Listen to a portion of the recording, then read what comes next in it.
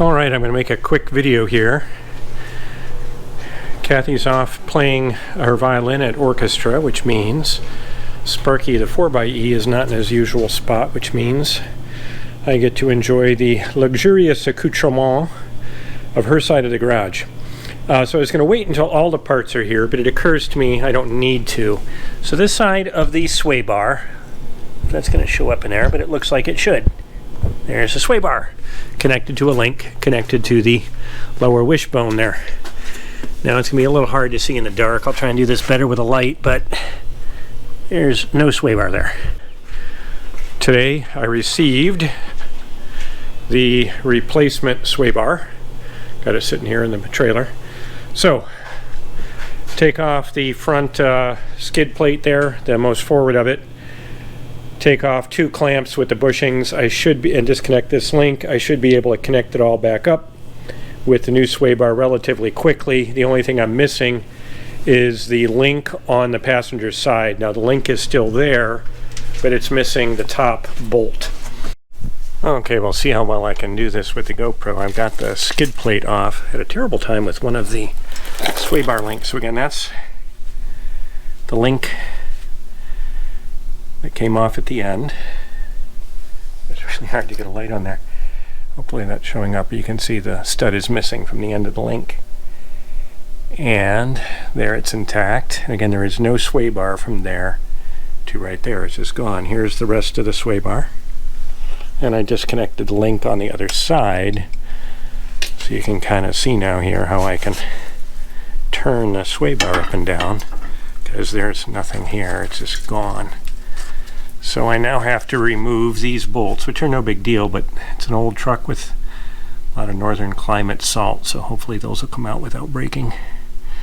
Should be a pretty boring project after that. Famous last words. That is the end of the spray bar that corroded through. So that's kind of shocking, really, that this much steel, this is the end that I had to cut through, that's what corroded away. So wow, that's a lot of years of corrosion that ate that away.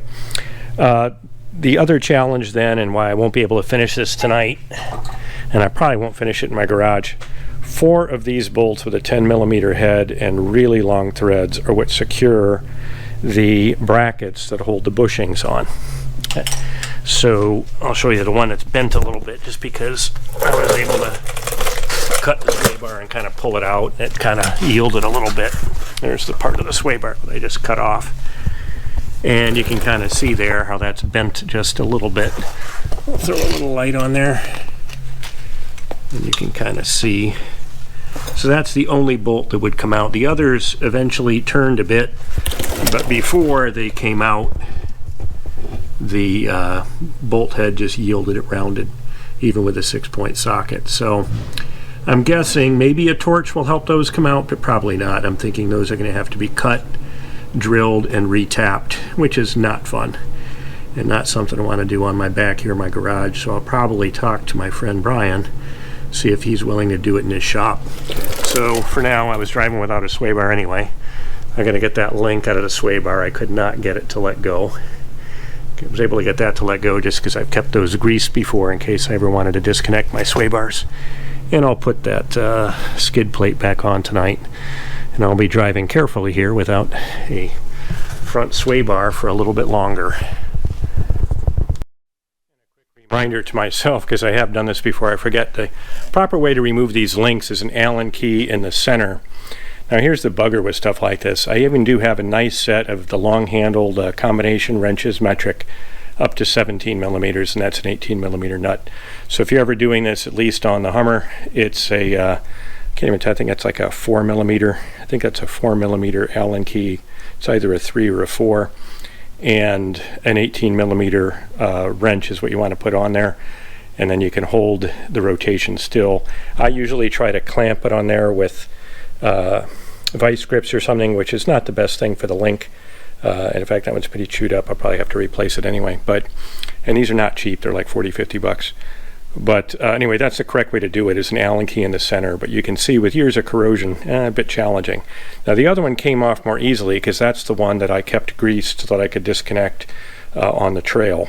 And you can see how the jacket kind of protects that and keeps the dirt out of the pivot.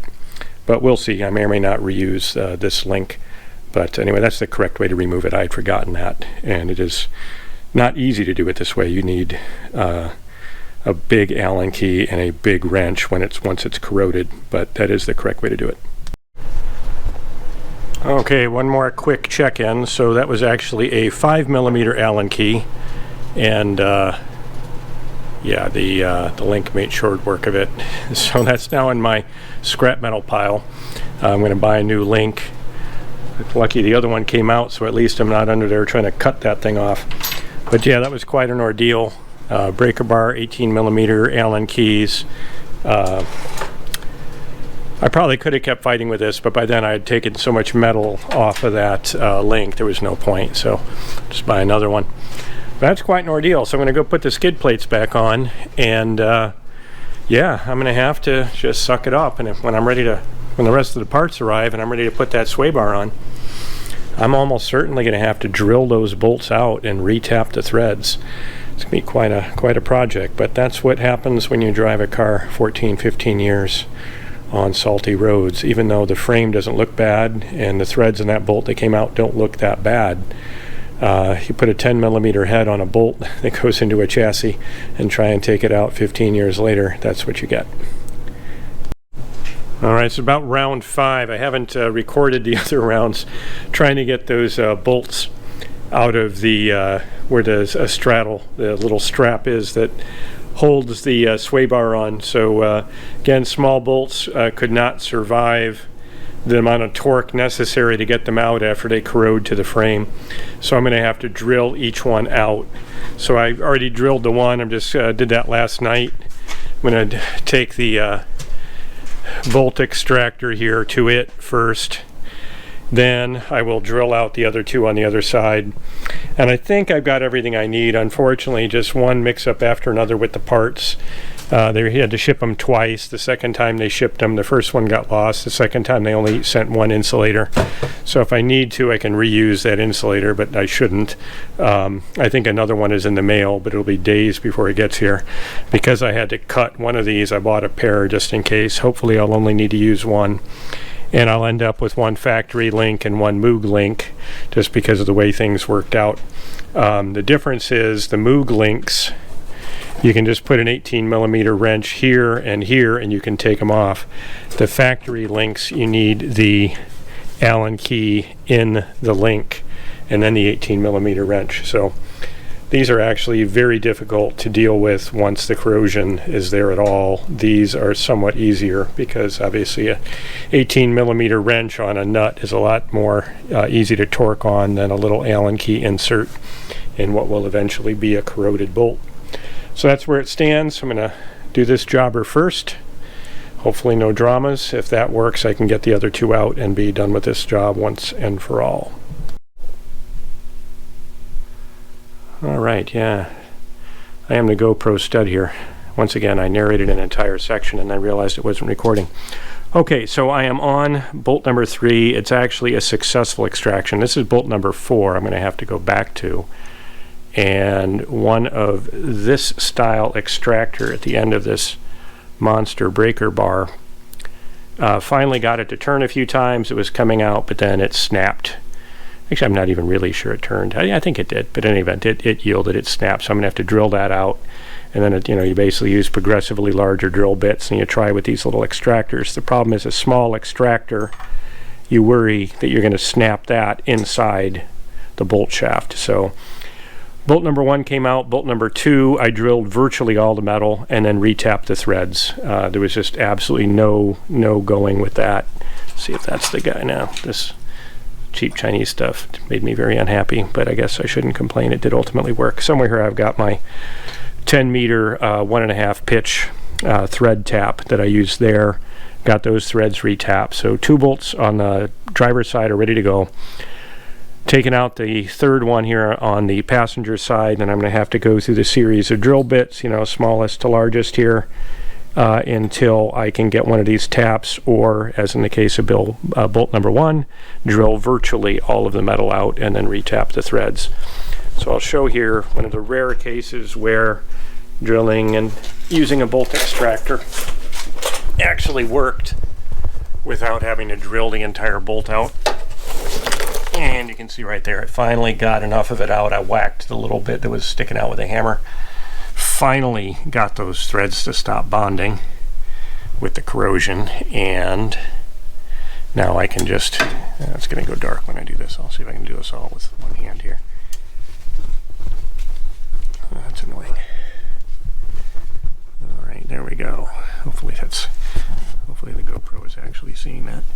And so you can see there, after all of that, you can just clamp a vice grip on there and just extract what remains of the bolt. So again, that was quite an ordeal there, trying to get these to come out.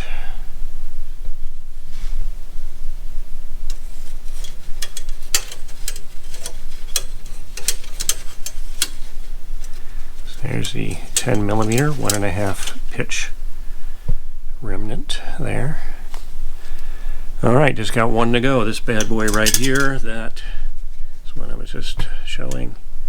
That snapped off in the bolt hole, so got to drill the hole, tap it up.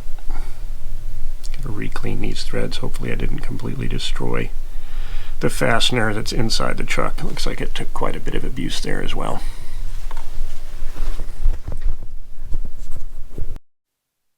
Alright, well that was a nightmare. That drill bit proved to be amazing, along with some of those. These are the ones that are going to the scrap pile there. Took me forever to, the last bolt just wouldn't give up. I drilled out every bit of metal and then re-tapped it.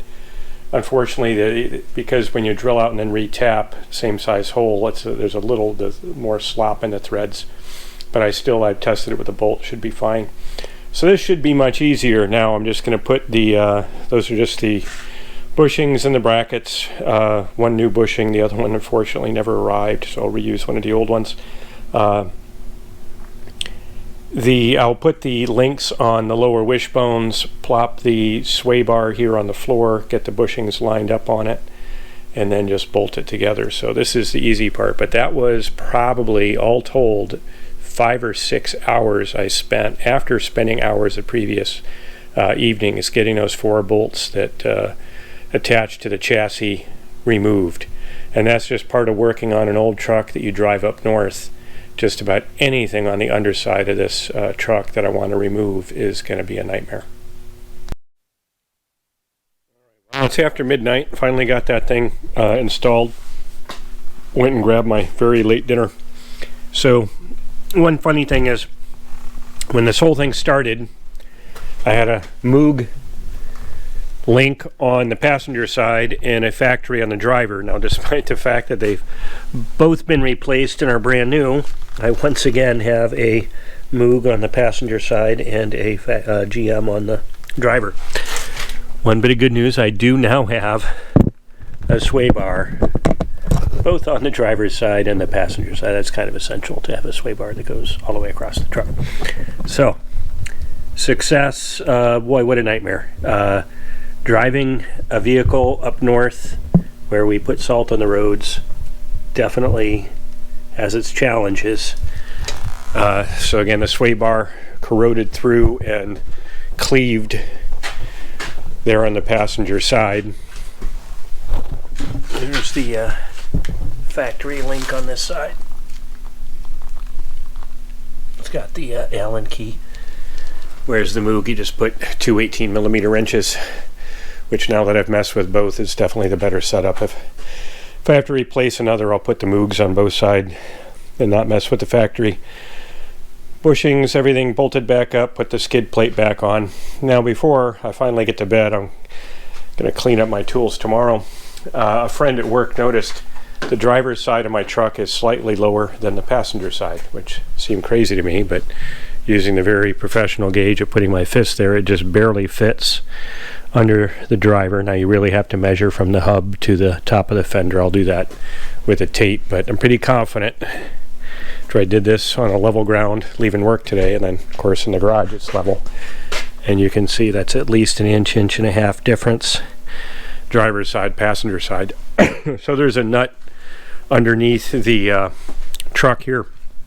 A lot of good videos that show this. I won't get into detail, but there's an adjustment nut right down there, and you turn clockwise. I'm told one turn for approximately 1/2 inch. So what I have to do is confirm the measurement from the hub, put the jack under, lift the front wheels under the off the ground, turn the driver's side torsion bar adjustment clockwise, probably a full 3 turns. I'm going to mess around, just do it gradually, but it's probably going to take a full 3 turns to get that 1.5 inch difference.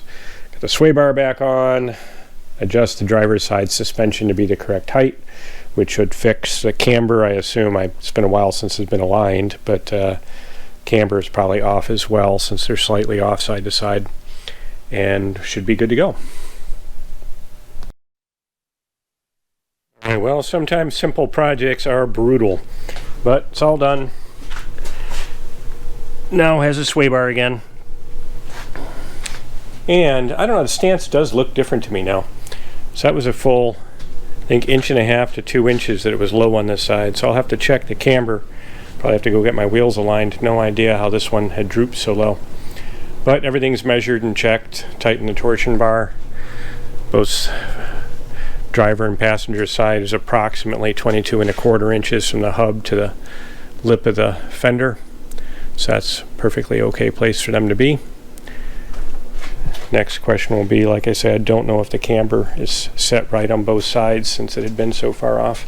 But I don't know if that was simply because the sway bar had failed however long ago. All right, tools are put away. I'm going to go take it for a little test drive. I think it's like 1 a.m. It's been a long day, but it's all good.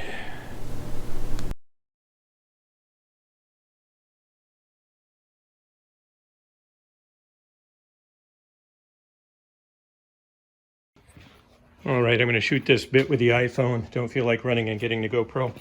Hopefully I'll remember to fix all the frame rates and everything before I try to make this a video. But so after cleaning out the threads and all, I noticed that that bolt had a little bit of slop. I checked it after driving for a couple of days, and sure enough, the M10 bolt had backed out.